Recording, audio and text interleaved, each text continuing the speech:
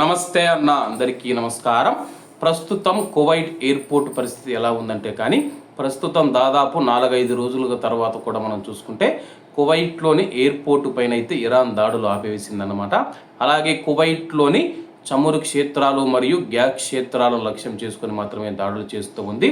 ప్రస్తుతం కువైట్ యొక్క గగనతలం ఎలా ఉందో మీకు స్క్రీన్ మీద ఒక ఫోటో కనపడుతూ ఉంది చూడండి.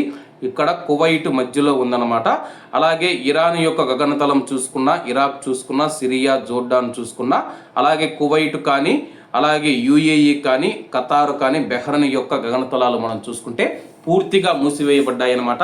అలాగే మీకు విమానాలు చూసుకుంటే కానీ ఈ పక్క సౌదీ అరేబియా మీద, అలాగే అటువైపు నుంచి మనం చూసుకుంటే కానీ తుర్కెనిజిస్తాన్, ఆఫ్ఘనిస్తాన్ మీద అయితే రాకపోకలు కొనసాగిస్తూ ఉన్నాయన్నమాట. ప్రస్తుతం కువైట్ కానీ, ఇరాక్ కానీ, ఇరాన్ కానీ, లేకపోతే బెహ్రన్ కానీ, యుఏఈ కానీ, అలాగే ఖతార్ దేశాల మీద నుంచి ఒక్క విమానం కూడా వెళ్ళడం లేదన్నమాట. అలాగే ఎప్పుడు ప్రయాణికులతో కిటకిటలాడుతూ ఉన్న కువైట్ ఎయిర్పోర్ట్ మనం చూసుకుంటే కానీ ప్రస్తుతం మనుషులు లేక వెలవెలబోతూ ఉందన్నమాట.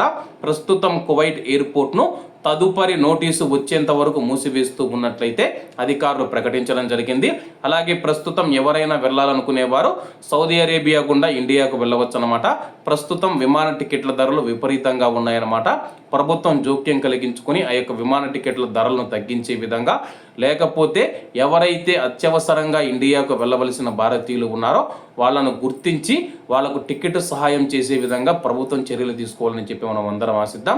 అలాగే ఈ యొక్క నెలాఖరుకు మనం చూసుకుంటే ఈ యొక్క పరిస్థితి పైన ఒక క్లారిటీ వచ్చే అవకాశం ఉందని చెప్పేసి, అలాగే కువైట్ ఎయిర్పోర్ట్ ఓపెన్ గురించి ఎటువంటి సమాచారం ఉందన్నా మీకు తెలియజేస్తానన్నా. కాబట్టి అందరూ బాగుండాలి, అందులో మనం ఉండాలి. అందరికీ నమస్తే అన్న, జై హింద్.